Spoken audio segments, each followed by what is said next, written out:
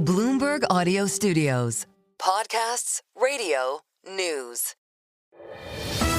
The Stock Movers Podcast. This is your roundup of companies making news on Wall Street and beyond, harnessing the power of Bloomberg data.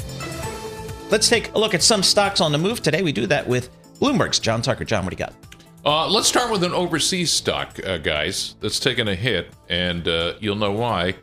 It's IAG, and they own British Airways. Oh, yeah. And the home of British Airways, of course, is Heathrow Airport. BA says in a statement, the shutdown at Heathrow from that electrical outage is going to, quote, clearly have a significant impact on our operation and our customers, and we're working as quickly as possible to update them on the travel options for the next 24 hours and beyond.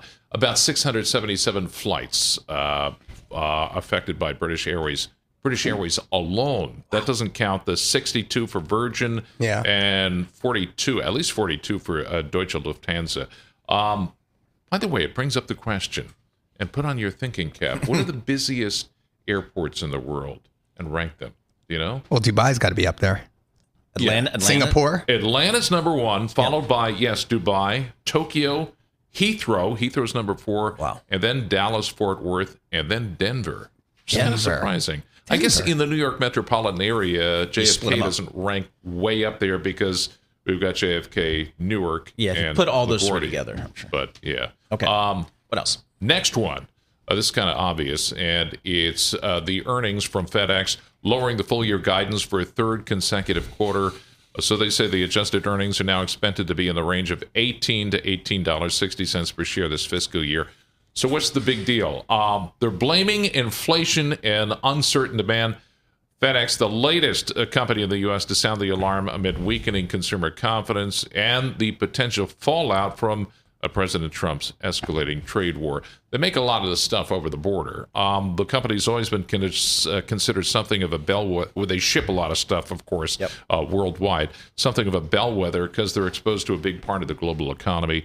Volumes also hit by the expiration of the contract to carry packages for the U.S. Postal Service. Now, Lee Glasgow at Bloomberg Intelligence covers the company. He says the tariff proposals, including one to revoke the so-called de minimis exemption for low-value shipments, that made package demand and profits especially difficult for FedEx to predict. I love this. He says, quote, they throw a number out there and just are hoping for the best at this point. That is Lee Glasgow's cynicism at its best, which I love. That's one of the reasons I hired him. To take the company line. All right, another earnings story. Nike, the comeback there looks like it just stumbled. The company signaling further declines in revenue and profitability. The company trying to clear out old inventory through heavy discounting.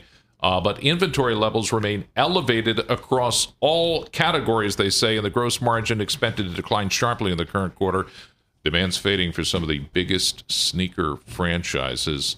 Nike also cites a backdrop of weak consumer spending and fallout from the trade war. You got to wonder, like in past, when a lot of companies blame the weather or something like that, if that's going to fall under the category of the trade war as well. It's easy. It's an easy excuse. It might be legitimate, too. Up next, the ticker symbol MSGS. There are two because there's MSGS and MSGE. The Dolan family has a control stock. Madison Square Garden Sports. So after the Celtics, that staggering $6.1 billion sale, we asked the question, how does that impact the value of other NBA teams? And the Knicks were the only one that come close to being publicly traded. MSGS also covers the Rangers as well. So they're actually part of the Madison Square Garden Sports. The shares jumped. The trading volume also surged on that news. Well, it's got an enterprise value of $5.7 billion MSG. And that's got to be way higher than the Celtics because, A, it's New York, and B, you get the building, the world's most famous arena. That's it. Yeah. I mean, kudos to Wick Grosbeck and the team at Boston. I mean, they purchased that team in 2002 for $360 million, and now it's 6.1, 17x. Right, what's the most valuable sports franchise? Cowboys. Yeah, by far. That's over $10 billion. No question. Yeah.